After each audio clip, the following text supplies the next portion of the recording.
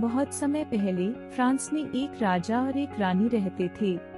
वे एक बच्चे के लिए तरस रहे थे। आखिरकार रानी ने एक छोटी लड़की को जन्म दिया। देश की सभी घंटियां खुशी से बज उठीं।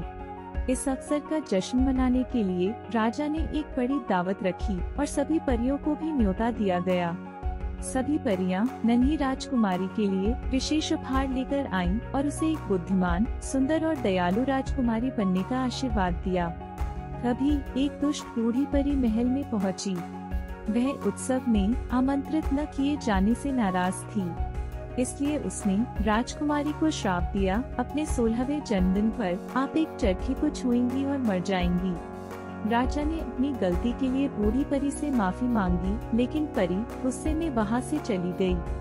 फिर राजा मेरीवेदर नाम की एक परी से बोला, क्या आप इस श्राप को उल्टा कर सकती हैं? मेरीवेदर बोली, मैं श्राप को उल्टा तो नहीं कर सकती, पर कुछ कम जरूर कर सकती हूँ। वह बच्चे के पालने के करीब गई और उसे अपनी जादू की छड़ी से आशीर्वाद दिया। जब राजकुमारी चरखे को छुएगी तो वह मरेगी नहीं, बल्कि एक गहरी नींद में सो जाएगी, और जब उसकी जिंदगी में सच्चा प्यार आएगा वह तभी जगेगी। राजा ने राज्य में हर चरखे को जलाने का आदेश दिया। हालांकि उनके लिए अज्ञात एक चरखा अभी भी बचा हुआ था। जैसे जैसे साल बीते गए, राजकुमारी भी बड़ी हुई और देखते देखते 16 साल की हो गई। अपने 16वें जन्मदिन पर वह महल के एक गुप्त कमरे में पहुंची, जहां एक बूढ़ी औरत चरखा घुमा रही थी।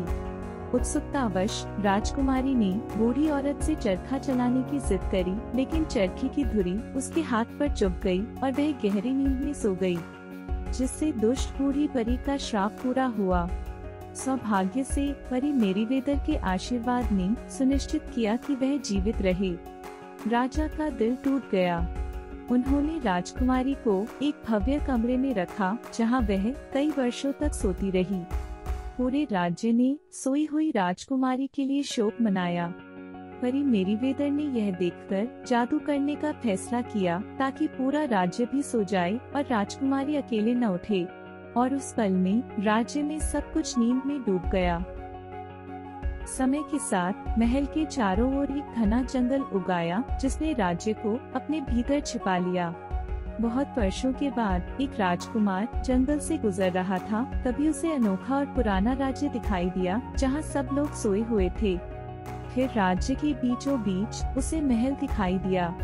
उसने महल के अंदर जाने की सोची, लेकिन तभी ड्रैगन के रूप में एक दुष्ट चुड़ैल ने उसे रोकने की कोशिश की, पर राजकुमार ने निडर होकर अपनी तलवार से ड्रैगन को हरा दिया। महल के अंदर उसने एक खूबसूरत राजकुमारी को सोते हुए पाया। मासूम राजकुमारी को देखते ही राजकुमार को उससे प्यार हो गया। उसने जादू तोड़ दिया और राजकुमारी और राज्य के सभी लोग जाग गए। पूरे राज्य में उत्सव मनाया गया। राजकुमार और राजकुमारी ने शादी कर ली और हमेशा के लिए खुशी से रहने लगे।